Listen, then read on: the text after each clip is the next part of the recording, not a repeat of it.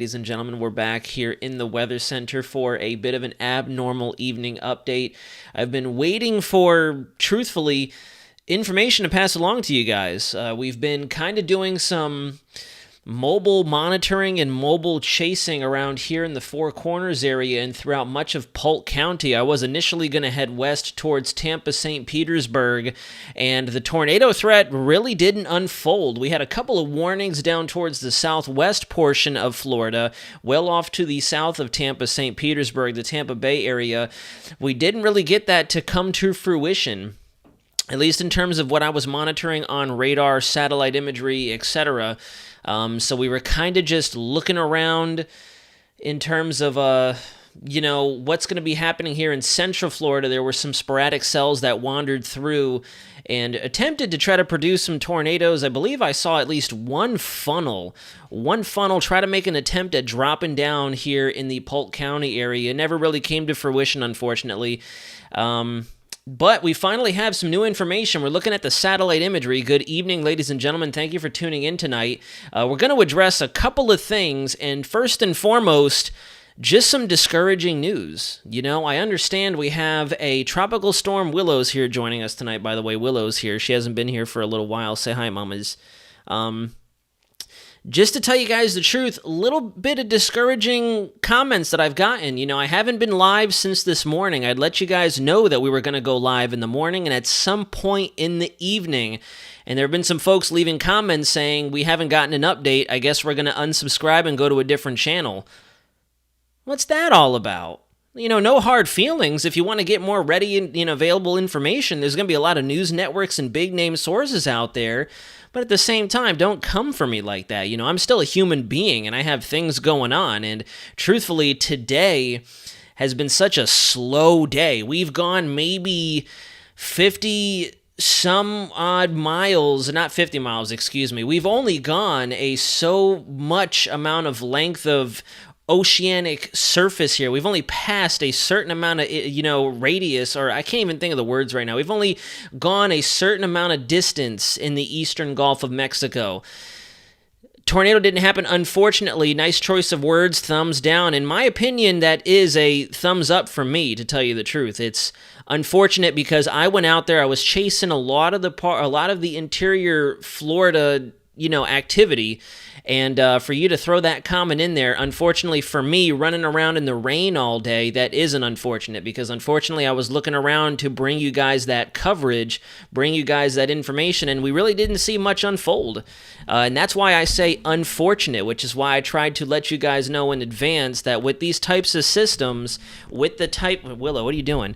With these types of systems and when we forecast with the graphics, that's why I carefully remind you guys that we can't necessarily lock ourselves in to black and white, fixed black and white lines. Weather doesn't cooperate like that. And to tell you the truth, again, I'm going to use the term, unfortunately, after all the stuff that was floating around in terms of the forecast for this system, it seems like the weather has already calmed down here in Central Florida. We have no winds. We haven't had any rain for the last 2 to 3 hours now. We're pretty dry out here. I know earlier this morning when we took to the live stream, we had mentioned that interior Central Florida could see anywhere between 2 to 4, maybe even 5 or 6 inches of rainfall, and we haven't gotten very much. Earlier this afternoon as I was returning home from my first couple of laps, if you will, of trying to just do some local monitoring to see what was coming through with some of the feeder bands that were wandering through. And not much was going on. We didn't get too much rainfall, but that's neither here nor there. Looking at Debbie right now, she is finally starting to get that act together. I know I've been seeing a lot of folks mentioning, it's got the look. Well, now it definitely has the look, and I will pull up my Epic Pen and I will pause the loop. At the start of the loop, we have a 60-panel loop here going on. At the start of the loop, folks were saying it's got the look. Well, it didn't quite have it just yet, to tell you the truth. If you look, we have a lot of fairly warmer cloud tops pretty much uniform throughout this system. It does have that generalized shrimpy shape to it for sure. That's for certain. It was definitely taking on a bit more of that tropical characteristic with more uniform cloud cover across the spectrum. But if you look in terms of where our coldest cloud tops are, we had some smaller areas just up near the Steinhatchee area, which which is whereabouts we're actually thinking landfall could possibly be at this point, as well as maybe a little bit of those hot towers trying to fire up near the center of circulation. But look at all this dry air that was working around the west and southern halves of the system. So truthfully, I've been seeing other sources out there mentioning as well that rapid intensification is underway, it's exploding, blah, blah, blah. It really hasn't had the chance to do that, to tell you the truth. It really hasn't had an opportunity to do that, but now, if we go to the end of this satellite loop, bam, now we're definitely seeing, that's the look. If you guys remember before, Beryl became a full-fledged tropical storm and then eventually a hurricane, this is the look.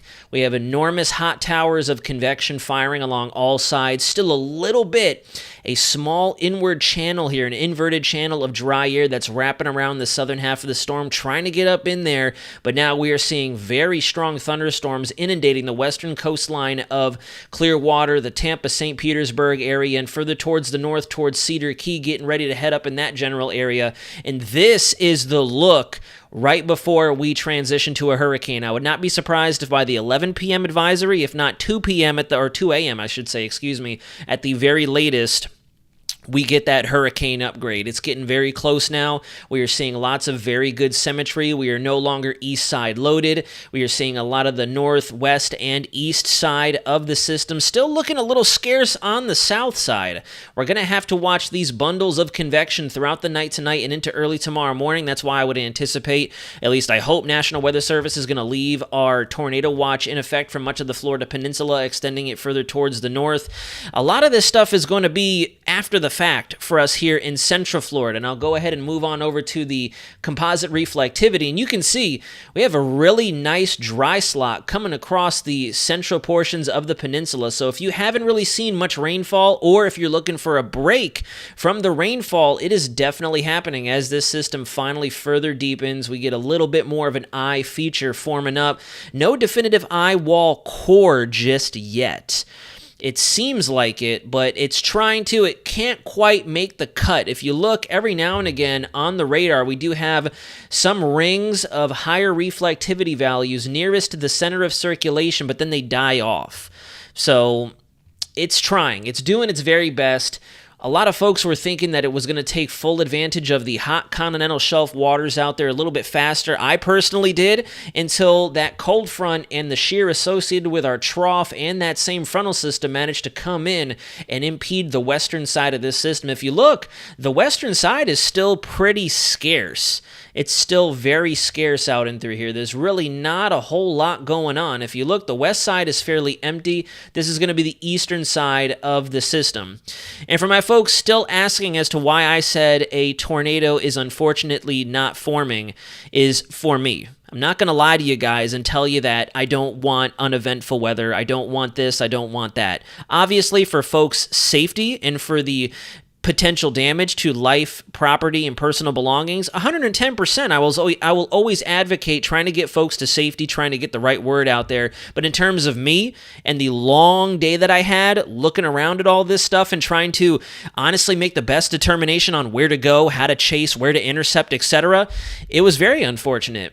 Honestly, it was very unfortunate because I feel as if there's been so much stuff up in the air, there was really no way to make a cut and dry decision. So please, before there's any more manipulation, kind of like what we see in politics nowadays, I'm not saying, unfortunately, that someone didn't get hit by a tornado. I'm speaking personally because today has been a rough day mentally trying to make a determination of, am I going to head this way? Should I head this way? Should it go this way? Should I head up this way?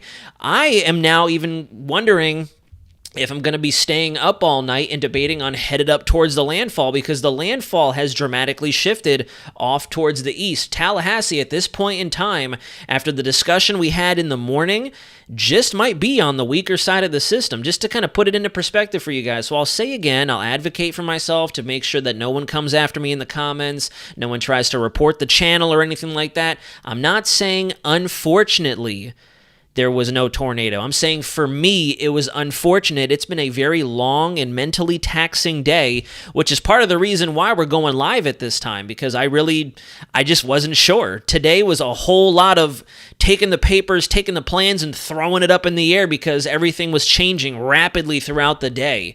And as you can see now, if anything, the west coast of Florida from Ocala towards the coastline and down towards upper Tampa Bay, Clearwater, we're probably realizing a lot more of the heavy rainfall, and we're going to see a lot more of the flood threat actually transition. From here, we were looking at the heavy rainfall occurring primarily up and through here. Now, I would honestly estimate, just looking at the satellite and the radar here, our heavier rainfall is actually going to be transitioning over here now. So this changes the name of the game, and that's kind of why I use the terminology unfortunate, not specifically for tornadoes and people being in harm's way, but it's been a very difficult forecast, even down to the last second. Definitely. Cade, once again, I'm trying to explain myself here for the sake of defending myself so I don't end up plastered on X or Twitter or Instagram or anything like that as someone who's fear-mongering and hoping for the worst. I'm not saying it's unfortunate that the twister didn't form. I'm saying it's unfortunate that this has been such a tough forecast, because a lot of us were very locked into this thing wandering west and then back building back to the east and moving up towards Apalachicola, Tallahassee, and that immediate area. But now we're seeing an entirely different spectrum here. It's a positive that the tornado threat didn't unfold as extensively as some of our models were indicating. That is a positive. But in terms of us forecasters, and for folks who want to spend hours upon hours upon hours on the road, putting ourselves in harm's way for content for you guys, that's where it's unfortunate. That's where it's a struggle. And unfortunately, I'm going to say it again, I couldn't come up with a plan. I really couldn't come up with a plan. If I headed if I headed west, I would have been hit more so by flooding than anything worth really filming. And I'm going to openly admit, I'm not equipped for flooding. I'm not equipped for storm surge. I'm not going to dork around with that. That's how you get yourself in a dangerous situation. I don't have a lifted truck. I don't have a reinforced vehicle. My Evo 10 is not ready to go, unfortunately. I've been behind on that. So that's why we're here doing a live stream, and I'm updating you guys on current conditions, because there have been some pretty substantial shifts from the morning to the afternoon up until now. So I'm going to say one last time before we get on with the information, please do not flame me. Don't pin me up. Don't crucify me. I'm not saying it's a bad thing that we're not getting a ton of tornadoes. What I'm trying to do is tell you guys that the plan that we had for today crashed and burned, and that is unfortunate because I was also in collaboration with a number of people I wanted to chase with. I'm still having messages reach my phone asking, are you going to come out? Are you going to do this? Are you going to do that? And it's unfortunate. You know, we're going to have to miss this one. We're going to have to hopefully catch the next one, as they always say. Cameron Cotter, if you want to say cover up my mistake, that's totally fine. I'm not covering up anything. I did say unfortunate, and I'm going to say unfortunate again, that I'd rather not drive into heavy rainfall in my vehicle. It has streetable track tires. It's a two-door coupe with no AC. I'm not going to drive into heavy rainfall. So anyways, let's get on with the information, because we do have some pretty substantial changes. Like I'd mentioned, if anything, Tallahassee and further to the west now just might be in the clear based on this system's forward progress. It is trudging along and moving very, very slowly. I remember earlier today, between the hours of noon and about 3 p.m., I had been mentioning to the folks I was supposed to go out and chase with today that this system is now here, but I would say approximately 6 to 9 hours ago, it was here. It has not moved very fast. It has not moved very fast, and as a result, we're seeing a lot more heavy rainfall along our immediate west coastline, and a trading effect actually along the east coast. Believe it or not, the interior portions of the state have really not seen as much heavy rainfall. There's been a lot of training going on with enhancement of our bands, as you can see moving right up in through here. We actually have a tornado warning in Brevard County right now, it looks like, what transitioned from a severe thunderstorm warning to a tornado warning near the Space Coast area. That's pretty much right there in the greater Melbourne Cocoa Beach area, just looking at the little divot there on the east coast of Florida. So the forecast very rapidly changed, and that's another thing that I will say is unfortunate. It's going to be the buzzword for this evening live stream, is because I had mentioned to you guys this morning that from the east coast towards the west, that was going to be the transition period between greatest threat to the least amount of threat. And in this case, it's actually been cut down the middle. The least threat has been actually for interior Florida, and it's been more of an east coast and southeast coast and a west coast. So for my homeboy in the chat that wanted to say covering up my mistakes, I'm not covering up anything. I'm admitting that I made a mistake. And unfortunately, this is a real-time situation, and there I said it again. And truthfully, being a real-time situation, we have to adjust on the fly, and that's unfortunately what I could not do today, and that's why we're here briefing you guys as opposed to being out there in the midst of this. And it is moving very, very slowly. Flooding has been ongoing along the west coast of the Florida Peninsula for the entirety of the day today. I've been seeing video footage coming out of southwest Florida of all sorts of inland flooding as well as coastal flooding. Storm surge did come in a little bit higher than some of our forecasts were indicating. Some of the graphics that I pulled up earlier today, as a matter of fact, have busted as well. Goes to show how volatile of a situation we're in right now. We've actually seen reports and video footage coming out of areas like Fort Myers, Punta Gorda, further up the the west coast, of storm surge reaching 3-4 feet, maybe even a little higher than that, as the wind flow has now changed and we are getting that onshore component. It's maybe a little difficult for you guys to see as well, but we have flash flood warnings in effect for Hillsborough, for the county just to the immediate south of that area where our tornado warning just went live with that new band that's moving inland.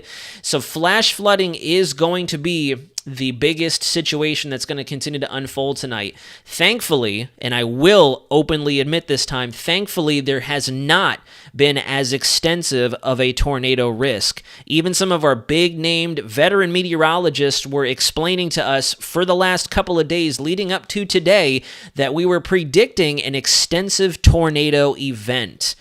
And thankfully, there hasn't been that many. And again, to kind of come full circle, the unfortunate part for me is I had to course correct throughout the day today, and we just didn't see anything for me. We didn't really get anything. So I was out there looking for things to try to shoot, looking for moments to make, content for you guys, bring the updates, and it was just a lot of rain. Out here in Central Florida, it was honestly just a lot of rain. And even then, it wasn't like very heavy rain. It wasn't deadly rain. It wasn't flooding rain. It's just been honestly like a steady, dreary day here. We rarely even had any winds. We had a period where we had 30 to 35 mile an hour intermittently, and that's been about it. But then you look at the East Coast, and they're getting hammered. You look at the West Coast, they're getting hammered. It's very interesting, the situation that we have going on right now. Let's continue. So if we come back over to the water vapor satellite shot, you can see that we are finally getting a lot of north side convection firing with it. Lots of north side convection, very deep moisture plumes here, which do indicate that our center is trying to bundle up. I do not believe we are seeing rapid intensification just yet, though. You kind of have to look at these features time and time and time again to really begin to notice the rapid intensification going on with these systems. And one of the key indicators is when you get this moisture to wrap around the low-level and mid-level vortex, right in through here, as a matter of fact. That's one key indicator. But on top of that, you also want to naturally see the rotational velocities begin to increase. If you watch any type of time lapse of a satellite image of a hurricane, you'll notice that after a while, as it starts that rapid intensification process, it spins faster, it spins faster, it spins faster, it spins faster. And right now, we're not seeing that. We're just finally getting the convection to wrap around, close off the core, still a little bit of a dry air feed right in through here. Look at all the dry air and the actual dissipating in our moisture here that we're seeing across much of inland and southeastern Florida. We still have lots of moisture in place, lots of good thunderstorm activity that's going to keep firing throughout the night tonight, and especially into tomorrow morning at daybreak time when the sun comes up along the horizon. But this is a very discombobulated storm. If you guys have seen that Robert Downey Jr. from Sherlock Holmes meme out there, discombobulate. That's pretty much what this storm did to a lot of us today. So the west coast of Florida, Tampa Bay, St. Petersburg, along the immediate west coastline, pretty much to its entirety, we're going to be dealing with flash flood conditions for a long time. We're also going to be dealing with an extended period of tropical storm force winds, even as this system transitions further towards the north. It is such a slow mover that we are going to see these winds sticking around for a long time. And that's kind of another reason why I decided I'm not going to plunge headfirst into this system. My eye ideal hurricane, if you guys want more ammunition to attack me, my ideal hurricane would be like a Charlie or an Adalia or something moving fast, something to where I can get in, get out. Flooding won't be a big issue. Storm surge won't be a big issue. I can get in there, shoot the content, update you guys, assist after the fact immediately. That's not the situation here. This is not the situation. We're not going to have an immediate aftermath. That's the problem here. And honestly, it might take a little while before we can truly get search and rescue and relief efforts underway because of the fact that we're going to have this system hanging out for a long period of time, and it is just trudging along, inundating the West Coast, and we're starting to see a lot of that heavier rainfall make its way into the panhandle of Florida right now. If you come look at our track, this is the current cone. This cone needs to be updated. This cone most definitely needs to be updated. The system has been following the east side of this cone pretty much all day. It has been to the right side of all of our track guidance. It's been to the right side of our GFS, Euro, and Canadian ensembles. It's been moving to the right of just about every piece of model data that we can pull out for this system. So this track will probably shift to the right, and we will also see a change in where our hurricane warnings are issued. At least I would recommend we see a change, because if you come back over to the composite reflectivity and you use a method called extrapolation, where you just simply take it in a straight line and step it forward through time, you don't accommodate for any wiggling and wobbling, the center is here, and if it continues moving its current course, it is going to come ashore a lot further towards the east than we were thinking initially. If you look at the thumbnail, we were thinking that the initial landfall point was going to be somewhere right in through here. Right in through here. We're actually even outside of the box at this point, getting closer to the Ocala, Gainesville, Cedar Key area. So Cedar Key may be on the immediate right front quadrant of this system, receiving the worst that this feature has to offer. And I believe her name was Chrissy or Christy. Someone was in the chat this morning asking about an overnight shift in Tallahassee. And at this point, this changes the game almost entirely.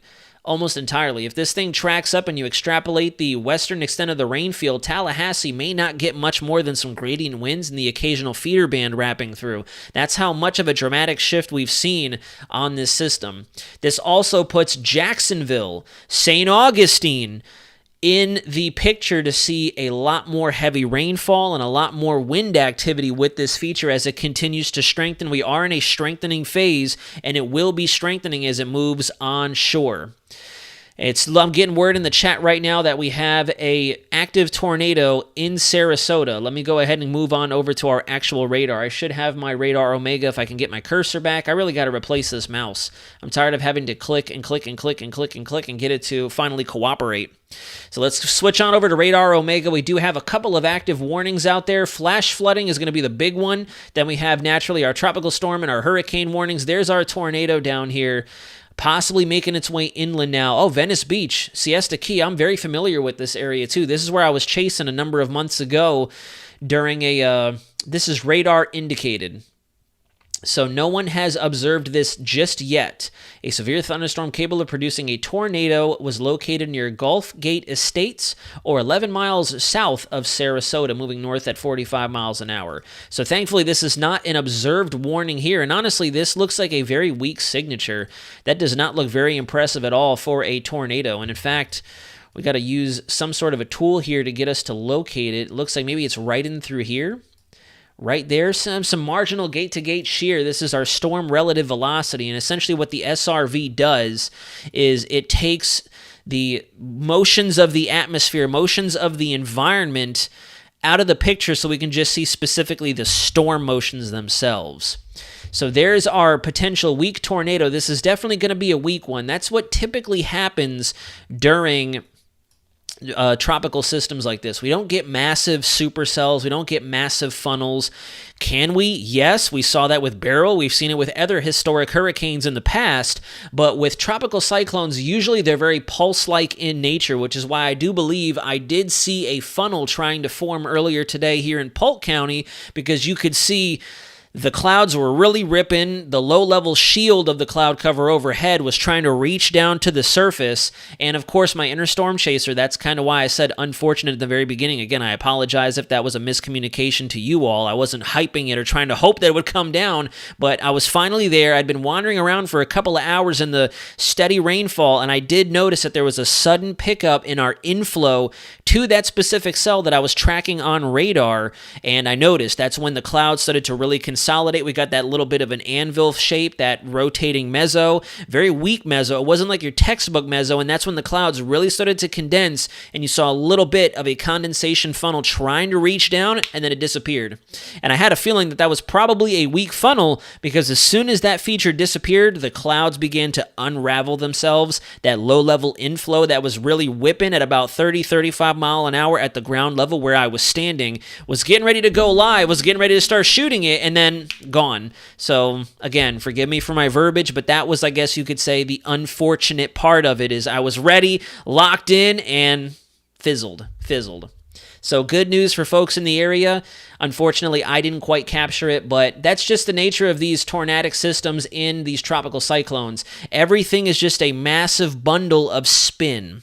Everything is constantly moving in these tropical cyclones, so that's why you can get these rapid spin-ups and tornadoes in the blink of an eye, and you'll never see them coming. It's sometimes very difficult to issue the warnings and observe the warnings during periods of time like this because they can happen so fast.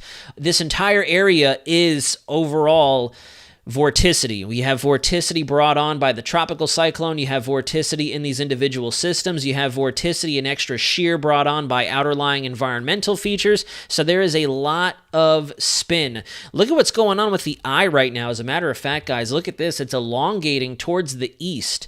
We're losing that eye wall once again. It looks like there's a double eye wall, a double elongated, almost oval-shaped eye wall. Here's the eye itself trying to consolidate with some really nice banding getting in along the west and north side of it. So that's impressive. This is what we want to see if we expect rapid intensification. This is a good sign that we have a healthier system trying to get its act together. This huge disparity in the reflectivity here, I don't know if it's just because of the level we're at, the elevation slice. We're at a 0.7 degree right now. Let me see if I can adjust the tilt and change it. Let's go to tilt 2, tilt 3. Yeah, so we just have like an egg-shaped center of circulation, which tells me as the forecaster, this is not rapidly intensifying as fast as earlier indications would have alluded to, which is good news for our folks out ahead of it, because if this thing were rapidly intensifying, we would have a strong hurricane hanging out over water before it would finally dissipate. And once again, if you guys live in the Four Corners area, we're maybe getting some light rain for parts of Sumter County, the eastern or the western half of Polk County. Orange County is completely quiet. Same with Seminole County. It looks like Brevard and Volusia County are doing okay now. It looks like a large majority of our significant thunderstorm activity is well off the coast now. Looks like Daytona Beach, Palm Coast, headed up towards Jacksonville and St. Augustine, getting it right this time after you guys gave me that little educational lesson this morning. That's where a lot of this stuff is going to continue to move onshore now, and that's been the big threat for the East Coast, are these bands that will form up over the Gulf Stream. Look at how immense these thunderstorms are off of our East Coast. They're thriving over those hot Gulf Stream waters, and this kind of goes back to that diurnal maximum, diurnal minimum thing that I had told you about earlier. The land will naturally dissipate daytime heat faster than the ocean will. So anything that's over water, like a tropical cyclone, will thrive over warm water. It's another reason, well, that's another part of the reason why these tropical features don't like land interaction, but that's only one piece of the puzzle. If you look, all this banding out here on the East Coast is really intensifying, and there are some very strong signatures out over the water, but then overall, from Daytona Beach all the way down through to just about West Palm Boynton Beach, we're quiet. There's nothing going on out there. My neck of the woods here in Davenport, quiet. Kissimmee, Four Corners, quiet. Horizon, Celebration, the Orlando metro area, even up where my grandparents used to live in Oviedo, Seminole County, quiet. Ocala, we're still seeing some decent rainfall. This out in through here is going to be your moderate rainfall. This would be your light to moderate rainfall, seeing the steady shades of green and yellow. That would be your light to moderate rainfall. This is the stuff that could potentially create flooding if it hangs out long enough. And then you have your heavier bands that if they train over top of your area, they will produce stronger amounts of localized heavy rainfall and the potential for flooding as it goes on.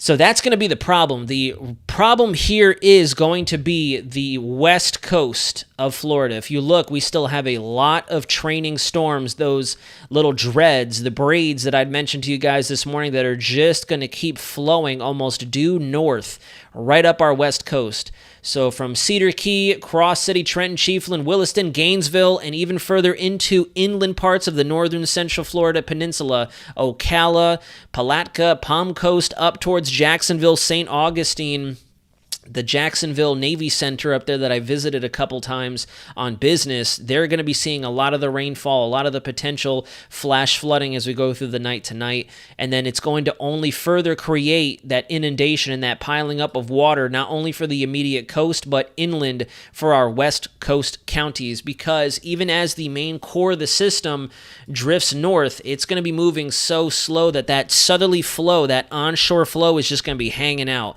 And then tomorrow I'll show you the HRRR. HRRR for tomorrow is showing that we're actually going to see some pretty intense thunderstorms here in central Florida. So maybe another chase opportunity tomorrow. We'll have to see. But if you notice, we get a lot of our thunderstorm activity waning off for much of Florida. We get left with a very small core of thunderstorms and convection near the system up until landfall. And then if you look, as the sun comes up, we get re-intensification of all of our major severe bands as they work their way through the Florida peninsula. So tomorrow is going to be just as interesting of a day as it is today. Lord willing, with a bit of an easier time trying to nail down exactly what happens. Because that's been the problem, guys. That's been truly the struggle throughout the day today, is everything's been rapidly changing. Today we've been in a constant state of flux and things have been just changing on a dime. And that's why a lot of the news networks, our broadcast meteorologists, I give them kudos, and they're the veterans in a situation like this who stay on the air wall to wall for 12 plus hours monitoring this stuff. If I had the capabilities of doing stuff like that, I definitely would. Unfortunately, today was a day where I had to kind of sit back and think and blueprint, and it just never came together. The plan had to be changed so many different times that I kind of openly tossed in the towel. So tomorrow, we're still going to be dealing with that flood risk. If you look primarily at the west quadrant of the Florida Peninsula, not talking about northern Florida, we're not talking Jacksonville, St. Augustine, Gainesville, Tallahassee just yet. I want you guys to look at West Florida and then slowly getting back into the peninsula of Florida. That's what I want you guys to watch for as I go through this loop. If you look right now where we stand, it is 1Z right now approaching 2 Zulu Universal Time, 10 o'clock local time. That would be 10 p.m. local, 2Z. You can see that a lot of the rainfall is actually being under forecast by the, I don't know where that came from, by the HRRR. That's a little late. Normally that comes up as soon as I boot up my computer. A lot of the precip is actually off the coast still, but as we all know, looking at the radar, we have lots of rainfall that's just going to continue to buffet the west 1/3 of our central Florida peninsula. You take this through to the 12-hour mark, and it continues to move up the coastline following that southwesterly flow along the backside of the system. So flooding, if you haven't gotten any flooding today, it is coming. If you have received flooding, particularly in the western half of Florida, unfortunately, there really isn't much risk. There isn't much relief on the way. There really isn't. And that's going to be the scariest part about this, is the water continuing to accumulate as we go throughout the night tonight. That is the big problem on the table here. We're still going to have to watch for the intermittent tornadic activity, the intermittent funnel clouds, the water spouts along the coastline as these dreads attach to Debbie. Debbie has a nice set of dreads on the backside of her head that she's letting flow out across Florida, and that's what's going to keep ripping these systems through as it comes across the west coast of Florida. Thank you, Raymond. Actually, yes, Raymond, I fully agree with you. Fortunate that our severe weather threat didn't unfold to the exponential threat that we were forecasting. Frustrating. Actually, I do appreciate that. Thank you. It's been such a tiring day. Sometimes I just can't put words together, and I can openly admit that. But that, to tie it up into a nice bundle, Raymond Curley in the chat, a fortunate but frustrating day for us forecasters in terms of the weather story. That's a perfect way to describe it. So strike the unfortunate and all that other fun jazz. Frustrating, but a fortunate reality at the end of the day. It was more lackluster than it was deadly, and that's always a good thing for everybody, especially for folks who've ridden through these storms on numerous of occasions and they know what to expect.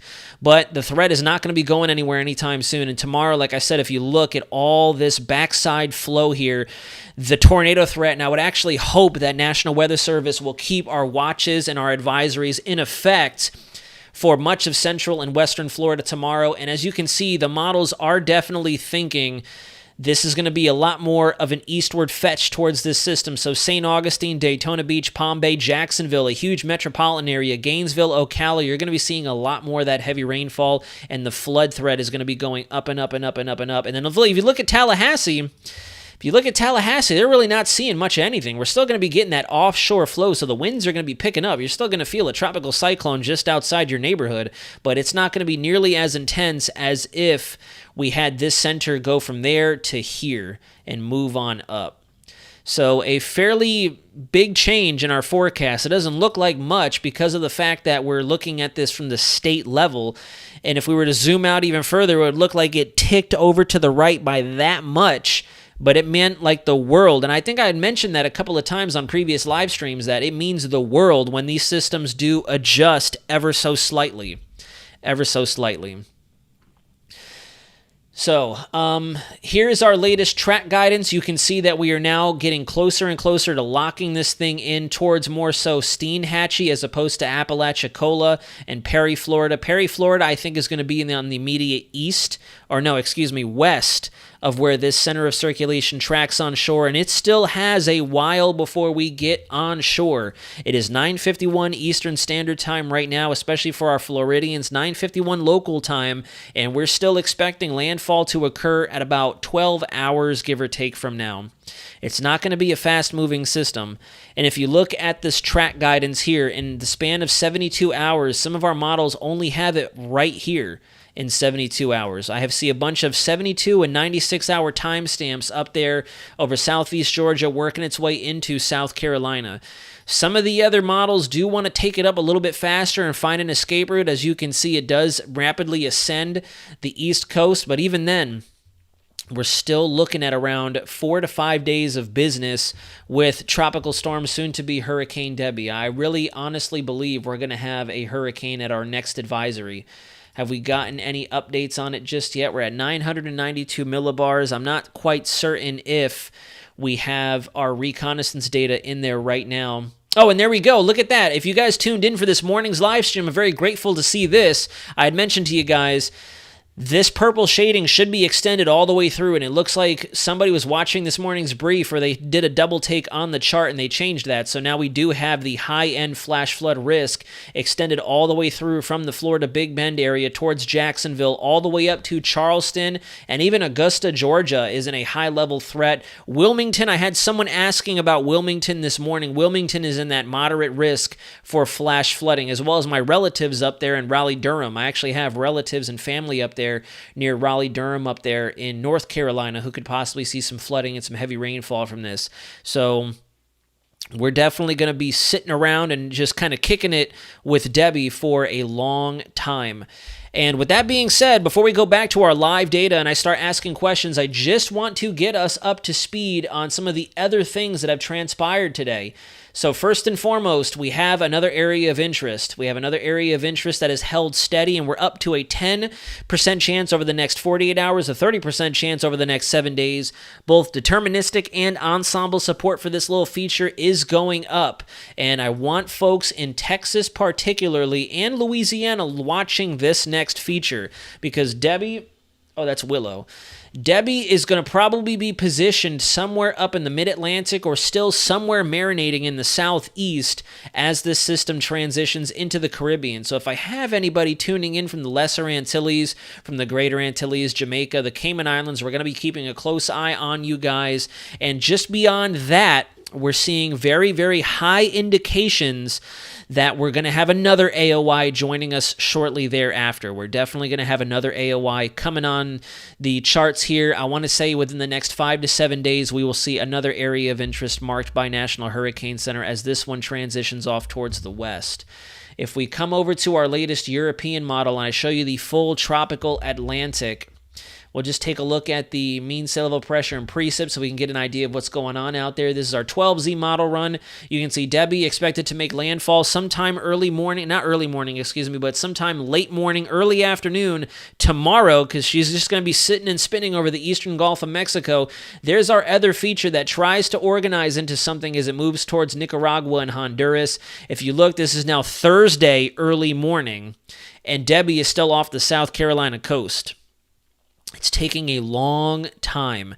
And if you look here, we have Debby still on the board, possibly still a well-organized tropical cyclone. We could possibly have a tropical disturbance or an invest area, something as high up as a tropical storm Ernesto down in the south central Caribbean. And then down here near the Cabo Verde Islands, we have another feature that is going to start moving off there. And if you take this through the run, you can see a feature moving through the Yucatan. You can still see Debby up there affecting the weather in parts of, I believe that's... looks like West Virginia, getting into Maryland, Pennsylvania.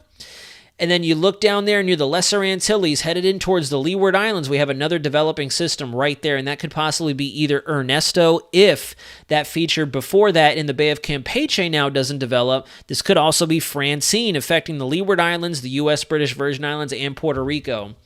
If we switch over to our tropical probabilities, you can see them lighten up like it's the 4th of July, albeit I know the 4th of July was literally a month ago. There goes Debby. There goes our other area of interest transitioning through the central and western Caribbean, and there goes that next one with an increasing development chance all the way up to about the 45th percentile now. Thankfully, if it does develop sooner, it should follow in the wake of Debby. So Debby is also going to be a huge denominator for what comes next. This AOI that's down here near the Windward Islands is probably not going to feel the influence of it, especially if it stays fairly weak. So that one's going to be a west mover for certain. It's going to continue to move through the Caribbean, off towards the west-northwest. Generally, if you look at our 18Z ensembles, it captures it perfectly. You can see it either moving up towards the Yucatan Channel or crashing into just about where Hurricane Beryl had made landfall a little over a month ago in the Yucatan of Mexico, somewhere near the northern periphery of Belize. Cayman Islands and Jamaica could see a little bit of an influence of this as well. If you go back to 12 Zulu and take a look, same general story. Ensembles picking up decent support for something getting into the Gulf of Mexico, and then there go our ensembles for that next feature. Now, the kicker here is don't get too hyper-focused on these fish storm outcomes. Don't get too hyper-focused on these outcomes that take it towards the west-northwest. Because, unfortunately, we saw this with now Debby. We saw it with Beryl. These early European model ensembles, for some strange reason, love to favor an out-to-sea feature. I don't know why. If I were to show you guys on my social media, I posted very early ensemble runs for Beryl that had it doing exactly the same thing. Out to sea, everybody was talking about how it was going to be hype, but we know what happened. So pay no attention to this. What this is very heavily determined by is what Debby does as this feature organizes. If it organizes early and Debby can scoot up out of here, we're going to see that open window of weakness and allow that other system to follow up out to sea, become that bona fide fish storm. If Debby does take its time and stick around the southeast or even the mid-Atlantic and doesn't quite get across into the North Atlantic, and this feature takes its time organizing, we will see it go further off towards the west. That's why if you look, you can see we have ensemble members coming towards the Bahamas, the east coast of Florida, and then we have a large number of ensembles headed up out to sea. It's literally split in half. So we just have to take it on a case-by-case basis. If you switch over to the GEFS and go back to 12 Zulu, so this way we don't look at different model runs, you can see large amounts of agreement out there for the Caribbean in the Gulf of Mexico, and then there goes our next system. And if you look, the GFS has it developing a little bit later, moving up towards the west-northwest and eventually the northwest, indicating that our Bermuda High could still stay strong out there. So we're going to have to keep our heads on a swivel even while we're dealing with I was going to say Beryl again, while we're dealing with Debby. And I do agree, Jennifer C., the Euro has definitely been off its rocker. It's definitely been having an off season for all intents and purposes. It messed up with Beryl, messed up with Debbie, messed up with Alberto. Like it's definitely been struggling this hurricane season. It really hasn't been the end all be all. And to tell you the truth, after all the flack that it received last hurricane season, right here, the GFS has actually been doing the best. The GFS has been doing fairly well. It was struggling for a little while with the initial development and organization of what is now Debbie because of the fact that it is still very heavily biased towards a El Nino pattern in a very dry Atlantic. We're finally starting to see it catch up a little bit, and that's why the GFS is finally back on our side and forecasting systems as it should. And ironically, the GFS is doing pretty good. I don't really know if we're going to deepen all the way down to 979 millibars on final approach. This run of the GFS is definitely a lot further to the west than what I'd like to see, especially in comparison to what the radar is showing us right now, but can still be utilized for all intents and purposes based on what we are seeing real time. In fact, if you look at the European AI model, the European AI model has actually done a spectacular job. I will go ahead and throw that shameless plug out there. The AI European model has been doing a pretty spectacular job in terms of track. Not doing the greatest in terms of intensity. If you look here at the 12Z model run, it initialized at 18Z early this afternoon, about 1,001 millibars. We are at approximately 993 millibars, I believe it is now currently with our system. So strength is not too bad, but the AI model has been depicting this eastward shift for a while now, and it does look like the AI European model is going to take the win according to its 12Z model run, where we could likely see landfall in around what time. So if you guys wanted a little bit of feedback on how the AI model has been performing, it's been doing pretty good. It was the first European version of the Euro model that caught that sudden shift to the west, and then the operational model shifted over to the west, but the AI model has been on it. The AI model has been doing fairly good for itself. One last little glance out there across the tropical Atlantic. You can see Debbie is finally getting that look. You can see it is taking on more of that hurricane look as opposed to tropical storm. It is no longer very ragged out, very broad. It is definitely consolidating. We have a much smaller core than if you were rewind at 24 to 36 hours ago. We're seeing it a lot more condensed down to a very tight-knit tropical cyclone. That's what you want to see for it to really antagonize and instigate further development. We have our wave down in through here that's getting ready to pass through Barbados right now in the Windward Islands. This is our area of interest that will generally track off towards the west-northwest over the next 7 days. And then we have our extra features coming off of the Horn of Africa right now, the west coast of Africa.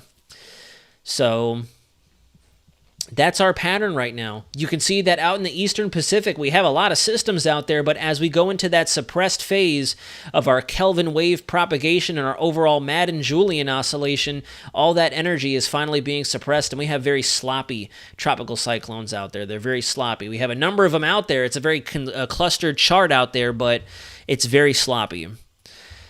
So back to real-time data, Debbie is going to continue to strengthen up. Debbie is definitely going to continue strengthening. She is just about firing on all cylinders. You can see we have just about gotten rid of a lot of the dry air. And that last satellite image looks like it's staring at us with wide eyes and a little bit of a mouth. Anyone see Jeff Goldblum's The Fly many, many, many years ago? That's kind of the vibe I'm getting right here. It looks kind of like The Fly with the giant eyes, a little bit of the mouth coming out right there. Very, very weird. Very weird. But Debbie is going to intensify, and I want to say, if not at 11 o'clock, by 2 a.m., we are going to have Hurricane Debbie hit the board. We will have a Category 1 hurricane as forecast. What are the winds for Tallahassee? William Tucker, with the way this system is moving further towards the east, we may just get by with some low-end tropical storm conditions in Tallahassee. We'll naturally need to keep a close eye on it throughout the night tonight into early morning hours of tomorrow, but as it stands right now, looking at where the center is, let me change the color so you guys can see a little better. Where the center is, as it continues up in this general fashion, Tallahassee is over here, you will be on the weaker side of the system. you will be on the weekends or the weaker side of the system. And it looks like Debby is finally getting its act together a little too late. We still have about 8 solid hours fully over the eastern Gulf of Mexico, but I don't think we're going to hit that rapid intensification switch and see it deepen down beyond a Category 1. Hopefully not. If this thing does suddenly bomb out as we go into the diurnal minimum process, that could be a problem. But a realistic ceiling would be a mid to high-end Category 1, if that. That's what I think. Regardless, we will have Category 2 style impacts. Take, for instance, you have an 80, 85 mile an hour sustained hurricane. You will still see gusts, especially in your stronger thunderstorms, your stronger convection. The closer you get to the eye, you will have gusts in excess of Category 2 intensity. So you're still going to want to prepare for a Category 2 level storm. You just may not have those sustained winds hitting for as long as, some are thinking. Gaming with Cam, where is Nassau County, Florida? I'm a little short on my counties, my county by county map and all that stuff. What about Wilmington, North Carolina? Charles Edney, Wilmington will have threats to deal with in terms of heavy rainfall, some elevated winds as we get into about 3 to 4 more days from now. We still have a long while for us to hang out with Debby here in the southeast before she ends her vacation and starts to move up towards your neck of the woods, the mid-Atlantic. Gainesville, you are going to continue to see conditions go downhill. Gainesville, I believe, is somewhere right in through here. Just looking at this static satellite shot, and as this system deepens and moves up towards the east-northeast, you're going to see those conditions and all that deep convection you can see firing on the satellite get closer and closer to your area. And then Jacksonville, St. Augustine, as it gets further and further towards the north, you're also going to see the winds and the heavy rain and that possible tornado threat increase for Jacksonville, St. Augustine up here. Again, if you extrapolate the system forward, you take this big bundle of mess and you park it up here, you can see that you are on the eastern flank of this system, the dirty side. So definitely everybody in this general area here needs to be prepared for Category 1, if not Category 2 level impacts, especially as you get closer to where the center is now forecast to track somewhere in through here. And we got to be careful up there for Jacksonville and St. Augustine because some of our models do think this thing could take a bit of a sharper angle as it comes up. I know the Icon has been thinking that as well, that it'll come up and hook even sharper towards the right and get back over open water for a while. Aaron, heck yeah, National Guard member. Pleasure to have you. What branch of the National Guard? Navy Reserve here briefing you guys right now. Navy Reservist, I should say. Going to be going up to Norfolk next month to do the weather up there with them, which I'm very excited about. Thankfully, it's making landfall in the least densely populated part of Florida. Yes, it is actually, and we are going to see the weaker side for areas that are more densely populated. So I do agree with you there, thankfully. This is very similar to what Idalia did last year. Idalia came up into the Big Bend area near Cedar Key, Perry, Florida, and there really isn't a whole lot of, very urban, industrialized areas out there. A lot of back roads, a lot of deep forest.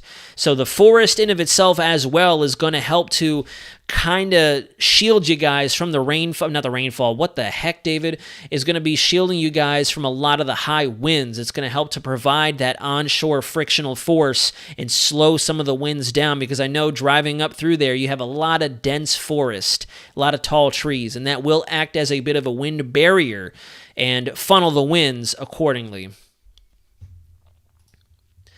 My family is from that rural side. Candace, I'm sorry about that. We're definitely going to be wow, see? Can't talk right now. We are definitely going to be keeping a close eye on you guys throughout this entire situation, and I will be going live again tomorrow morning, just like I did this morning. I will be doing another early morning update, depending on when I wake up, depending on when the family gets out the door and all that stuff. Then I can sit down, dabble with the weather, come to my best consensus, and figure out what's going to be happening. But that's where we stand right now. You can see that the convective blobs, these very intense CBs, are finally wrapping around the entirety of the center of circulation, right in through here somewhere. So we still have an exposed center. The radar did not look as impressive as I was initially thinking it would. If we come down to our lowest elevation slice here, you can see we have a very, very big donut, almost kind of Hurricane Francis. For my native Floridians here, if you guys remember Hurricane Francis back in the day that came ashore down here near Vero Beach, Fort Pierce, Port St. Lucie, and moved through here, that was another very slow-moving hurricane, and that was a major hurricane. This is kind of giving me Hurricane Francis vibes, this big old eye feature here. I'm sure if you guys have lived in the state of Florida for a long time, my natives out here, you're very familiar with 2004 Francis and Jean coming up the East Coast with those gigantic eyes, for sure. The Dark Horse South Carolina forecast on Wednesday and into Thursday is when you're going to see your rain chances really going up. And like I showed you earlier from the flash flood risk graphic, the flash flooding is going to be an issue. Honestly, throughout the entirety of this storm, if I had to honestly break it down to you guys, the flood threat would be maxed out. Honestly, because of this slow mover and the positioning of this storm and the overall structure of it, if you look at it on satellite and radar, flash flooding is the number one risk. Flash flooding is way up there for certain. Then you have your storm surge, definitely a close second, 100%. Because this is a slow mover, if you guys tuned in for older live streams, I had mentioned that with these hurricanes, you got to take it by case by cases. Faster moving storm, even if it's a powerful storm like Hurricane Charlie, I'm going to keep referring to 04. Fast moving Category 4, borderline Category 5. We saw lots of wind damage, but we didn't have as much flooding and as much storm surge because Charlie just moved so fast. Then on the opposite end of the spectrum, you look at storms like Francis, Jean. Ian was a wonderful example from the southwest portion of Florida. Same intensity, same intensity, same overall category, little bit of a bigger storm, but it moved so slow that flooding and storm surge was just catastrophic. I know areas down there in the southwest had upwards of 10 to 15 feet of storm surge. So incredible. And that's going to be the problem here. Even though it is a weaker system, because it is just taking its sweet time. Actually, look at that. Yeah, it does seem like we're losing. Looks like we got a little bit of a mesovortice. Yeah, so the eye is opening up. The eye is expanding. The eye is definitely expanding for sure. It looked like there was a bit of an embedded mesovortice right there. There's a small... I wish I could kind of go back and forth here. But there is the center here, and there was like a mesovortice, a little bit of embedded vorticity that rotated around and opened up this eye complex here. And we've lost that smaller eye, and we've made a bigger one, which also is going to help to slow down rapid intensification. There's the small eye. Look at this area of spin right there that moves up, and then it expands it entirely. We're elongating it out.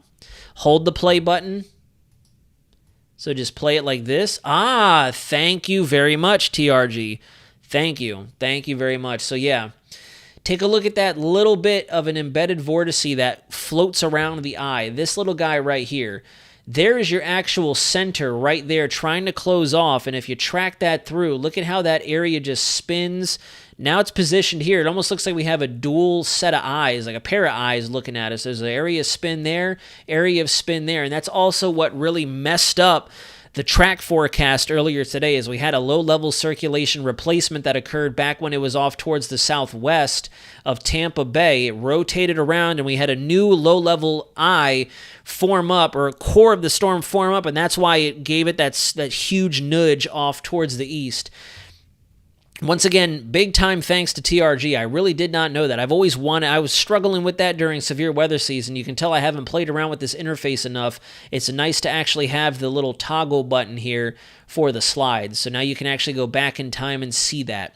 To answer your question, I believe someone in the chat, who was it, asked, Kobe Irardi, forgive me if I'm mispronouncing that, but Kobe, does Gainesville have high chances of tornadoes? I wouldn't say high. I would not say high chances, because if you look up towards the northern portion of Florida, we'll switch over to the Jacksonville radar so we can get a closer look. If you look, we are mainly just in steady rainfall, steady intermittent rainfall, and we don't really have the most organized banding coming up from the south. If you wanted to worry about, or if you were concerned, I should say, about a tornado risk, it's these types of cells that you need to watch for, these guys that pack a much more potent of a punch, and you can see the individual cells of convection here, one there, one there, one there, one there, one there, and so on and so forth. You can just draw them in. This is where your tornado risk is going to be. If you come up towards Gainesville and Ocala, look at how everything is very, very much so blurred together. We just have a very weird, almost watercolor Picasso look of green, yellow, and red. There is no storm structure with that rain shield. It is just rain. There's really no convection there. There is a difference between convection, thunderstorms, and just general rain and showers. Up here near Gainesville, Stark, Keystone Heights, Alachua or Alacha, however you pronounce that, I forget. Chiefland, Cedar Key, which is where I do think this system is going, somewhere right in through here. Horseshoe Beach was where I had plugged earlier in one of our tropical chats. I do think that our landfall now is forecast to be somewhere right in through here, near Horseshoe Beach, maybe just to the immediate northwest of Cedar Key. That's where I would probably put my landfall if I was out there trying to get a full eye intercept. I'd posture up near Horseshoe Beach, Cross City here, this county here, off towards the southeast of Perry. If you track it through, even though the eye is elongating, it looks like it's going to track up in this general fashion here. So somewhere around there is where you're going to see a direct impact. And once again, looking at the radar, even if we switch over to the Tallahassee radar, that rain shield is very discontinuous. It is very sharp, as opposed to the east side of the system. East side, we have a larger reach. West side, it is a more stark contrast. So Tallahassee, Apalachicola, Port St. Joe, Panama City, Tyndall Air Force Base up there might not see much anything. Might not get much anything at this point. There's a live stream ongoing right now. Weather Center, it says urgent rapid intensification. I'll leave the oh gosh, no, that's not happening. It is not happening. Definitely not happening. This is not what you want to see. That is not a rapidly intensifying system. That is a very, very poorly structured eye. It is trying. It is definitely trying. We have a little bit of convection there, a little bit of decent north and northwest quadrant convection, but all this could be a pocket of dry air. That could be a pocket of dry air still getting up in there on the south side. If we switch over to our satellite image again, we go back over to that water vapor shot, you can see right there, there's still a bit of dry air. It doesn't look like much. Does not look like much, but there's that dry air corridor right there just funneling in. There's your northwest quadrant. There's your northeast and eastern quadrant. It looks like a pair of, I'm not going to say it. And there's your center right there. I'll stick to the fly reference. I'll stick to the fly and say two big old bug eyes staring at us in the face here. I'm not going to use the other thing. I want to keep it safe for work, a professional environment. But yes, hi Willow. I know this is a very late live stream. We're going to probably get ready to cut the live stream very soon. Willow's also yelling at me. For those of you who asked earlier, she's right here. She's doing pretty good.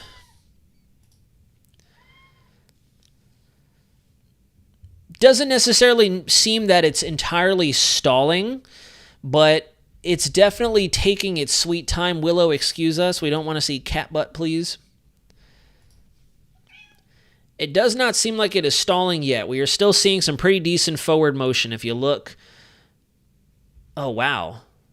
Look at that. Yeah, we have some weird internal. That's awesome. Look at that, guys. There's some really interesting internal structure changing here. It almost looks like we're going through another low-level circulation change, and then here we go. We're starting to wrap back around. It's like there's some miniature low-level mesovortices in there. When I say meso, I mean just localized, mesoscale, if not microscale vortices rotating around the low.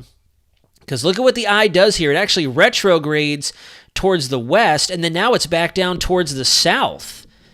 As that area of potential additional vorticity embedded within the eye moves up and around, it almost tried to replace it. But it looks like we're back building once again. That could be an area of dry air that's just dorking it up. Could be a couple of different things, but this is exactly what messed with the track earlier today, and we're witnessing it live right now once again. I'm going to have to do some research on this. What causes that? Because I know we do get small vortices inside of a very rapidly developing strong hurricane, but that looks very interesting. It's almost like we had a separation in our eye. It's split in two. Then we had one here, and then one down here that just kind of dawdled around like a little very, very small scale miniature Fujiwara to where the two areas of low pressure bumped against one another. Yeah, check that out right there. You can see two pronounced areas, and that's that actual eye right here. There's your actual center for Debby. It actually, if you watch where my X is drawn, look at that. It retrogrades and it spins around. Let me zoom in a little bit more so I can show you, and I'll go ahead and draw it in for you guys to see clearly. So let's go back. Let's go back, and I'll draw right here. There's your center. Here's that little mesovortice. I'll use two different areas. And then watch this. Look at that. Look at how that center retrogrades. Then on the last piece of the loop here, our center is here, and that mesovortice has moved up towards the north-northeast up here. So very interesting. This is what's made it such a struggle, as someone eloquently put earlier, a fortunate but frustrating day for a lot of us trying to forecast this thing, because now the question is, are we going to see convection really wrap around the eye once again? It looks like it's trying to, but then we'll have to see what happens with this appendage as it moves off towards the north and northeast.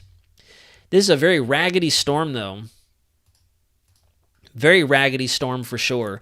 This is not a rapidly intensifying system. We still have a really good dry air coming in right here, and that could possibly be what's also interfering with our low-level circulation.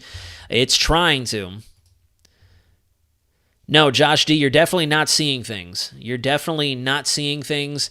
Very interesting, very peculiar. Like I said, I'm definitely going to openly admit I need to do more research, and I'm going to write this down as soon as we conclude the live stream so I can do some homework on what's going on here, because I've personally never seen that before. But it does look like we're starting to get that wraparound of our core once again. Still not a substantial core. It does look like it's intensifying into a hurricane. We have an eye there for certain, void of precip.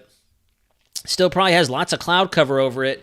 But no, this is definitely very, very interesting. Don't look at infrared satellite. I have seen this before. Let me go ahead and look at satellite. I know that's like the key, the code word on X. Don't look at this, and that means go look at it. Yeah, so we still have those two appendages there staring at us in the face, and there's your dry air corridor right there. So we're still getting some decent dry air on the south side of the system. Very much so north side loaded as well. If you look, we have scarce convection down towards the south, massive convection, two coconut-looking CBs up here on the north side of the system. But alrighty, guys, we're going to go ahead and start cutting the live stream. It is 10:21. We've been live for a little over an hour now. We'll talk to you guys again very soon, first thing in the morning. If you could do me that big favor, please, and go ahead and give it a little nudge, that like button. If you haven't clicked the subscribe button already, I would sincerely appreciate if you did so. If you don't want to, that's okay too. But thank you for watching either way. Thank you definitely for taking some time out of your Sunday evening to talk tropics, especially with Debby coming down on us the way that she is, and we still have a long road ahead of us, so we're definitely going to do our best to keep you updated and course correct as much as we need to with this feature wobbling around and whatnot. There it is. We have our NSFW comments in the chat. I'm not going to read them out loud, but definitely seeing it. This is definitely Debby. That's for certain. Firebear, thank you so much for the $5 donation. It means a lot. It truly does. Let's like this information, get it out to folks. I do apologize for my routine viewers. This is a little bit of an abnormal live stream, but like I said, it's been a frustrating day. Definitely a frustrating day. I'm trying not to crack up because the chat is definitely having fun with this. We got to screen cap this and meme it somehow.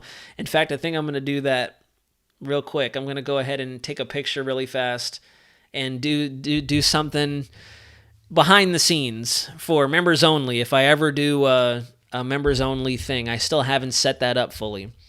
But if you have any questions, comments, or concerns, please drop them in the comments section down below upon the conclusion of this live stream. Akiyama Shinichi, you are safe in Jacksonville. However, be prepared. Conditions are going to go downhill as we go throughout the rest of the evening and into daybreak time tomorrow, sunrise tomorrow. So, once again... There's Hurricane Lee in the chat. Thank you all very much for watching. Again, I do sincerely apologize if some of the communication that I'd mentioned in the beginning, some of the verbiage that I used seemed a little misconstrued, seemed a little conflicting. Someone, once again, Raymond, I believe his name was in the chat, definitely helped get me back on the straight and narrow. Definitely a fortunate unfolding setup for us in Central Florida, but unfortunately, it's been a very frustrating day for us forecasters. It's been very tedious tracking this feature. So again, leave any questions, comments, or concerns you guys may have. Give that like button a gentle nudge. Consider clicking that subscribe button if you're brand new to the channel or if you've been wandering in and out of these live streams and these updates for a repetitive period of time, especially during our latent period between July and now August. The tropics are going to be ramping up and we have a lot of work cut out for us. So on top of planning what happens over the next 3 to 5 days with Debbie, we also have to get ready for 3 to 5 to maybe 10, 20 days of continuous slews of tropical waves, disturbances, invests, and tropical features out there across the Atlantic Basin. We'd only forecast for Florida. We do forecast for everybody. We try to forecast for every single person out there. There is no bias on this channel. That's something else I've also noticed for those of you still watching. There's a lot of channels out there that naturally have a bias towards this region, this region, this region. It takes a lot out of me mentally and physically, but I try to keep it as unbiased and professional for everybody. If you live in this corner of the world, if you live in that corner of the world, we're going to keep you covered down because that's just the way the world works and that's just the way weather works. Everybody gets a little bit of weather every now and again, and it all behaves differently across different corners of the world, so no individual left behind. You matter just as much as everybody else does, okay? And so I don't want to have any of the bias. It does look like Squidward, Isaac Lowen. I do see that. It does look a little like Squidward. I will laugh about it. That's funny. But just so you know, if you're new to the channel, yes, we will be forecasting for more than just where we have Debbie right now, more than just Florida. We will be talking about the Carolinas, Georgia, and the Northeast if this continues to transition up. We will also be shifting focus down to our Lesser Antilles and our Caribbean friends as that new AOI begins to work its way through. And then that third feature that could be impacting the Leeward Islands and the Greater Antilles of U.S., British Virgin Islands, Puerto Rico, and so on. So thank you all very much for watching. I hope you've had a wonderful day. I hope you're safe wherever it is you are, especially if you are a Floridian in harm's way with this system coming in. Definitely stay safe, stay indoors. If you happen to hear any warnings, watches, warnings, or advisories going out for your area, please heed them, heed the notification, and sit tight. It's going to be a long road ahead, but we are definitely going to get you through it, and we are going to get you through it, and we still have a long hurricane season ahead, so buckle up, because we're going to be talking about more than just Debbie, that's for sure. That satellite is being screenshotted. TRG, thank you for the tip on Radar Omega, and definitely share with me what you do with that screenshot after you get finished up with it.